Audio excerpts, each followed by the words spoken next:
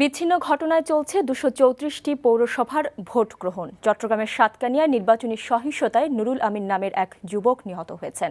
এদিকে টাঙ্গাইল, লক্ষ্মীপুর, নড়াইল ও নরসিংদীর মনোহরদীতে বিএনপির ৪ মেয়র প্রার্থী এবং বরগুনা পৌরসভায় আওয়ামী লীগ, মুন্সিগঞ্জে আওয়ামী লীগের বিদ্রোহী ও জামালপুরে জাতীয় পার্টির প্রার্থী কারচুপির অভিযোগে নির্বাচন বর্জন করেছেন।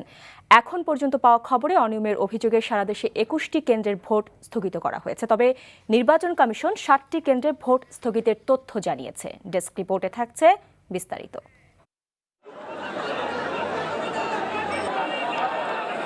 চট্টগ্রামের সাতকানিয়া কলেজ সেন্টার কেন্দ্রে নুরুল আমিন নামে এক যুবকের গুলিবিদ্ধ লাশ উদ্ধার করা হয়েছে। নিহত যুবক দলীয় কর্মী বলে স্থানীয় বিএনপির দাবি।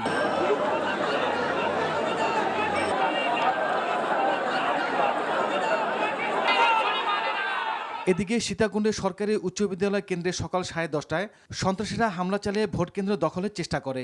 এ সময় 5 জনকে আটক করা হয়। জামালপুর সদরে সরকারি জাহেদা মফির মহিলা কলেজ কেন্দ্রে আওয়ামী লীগ ও বিএনপির মেয়র প্রার্থীর সমর্থকদের মধ্যে ধাওয়া পাল্টা ধাওয়ার ঘটনা ঘটেছে। এ সময় পুলিশ বেশ কয়েক রাউন্ড টিয়ার শেল ও লাঠিচার্জ করে।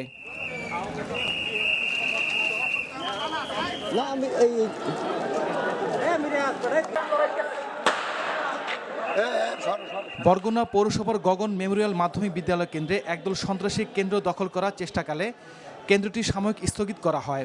ভোটাররা ভোট দিতে না পারায় উত্তেজনা দেখা দেয়। এতে সংঘর্ষে পুলিশ, প্রিজাইডিং অফিসার, সাংবাদিক সহ অর্ধশতাধিক আহত হয়। ঘটনাস্থলে অতিরিক্ত পুলিশ মোতায়েন করা হয়েছে।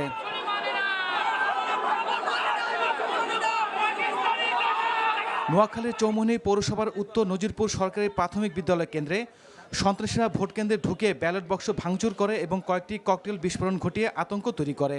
এ সময় ছবি তুলতে গেলে সাংবাদিকদের ক্যামেরা ভাঙচুর এবং লাঞ্ছিত করা হয়।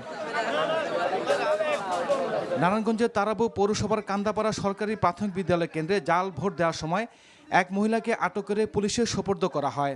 হ্যাঁ, আমি ভোট দিছি। আমি আমার ভোট দিছি। হ্যাঁ হ্যাঁ না, আমার ভোট দিছি আমি। এই যে আপনি কি বলতেছেন?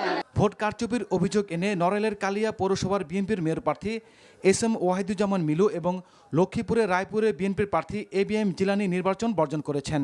এদিকে ঝিনাইদহ এজেন্টদের কেন্দ্রে ঢুকতে দেয়নি বলে অভিযোগ করেছেন বিএনপির মেয়র প্রার্থী জিন্নাতুল হক।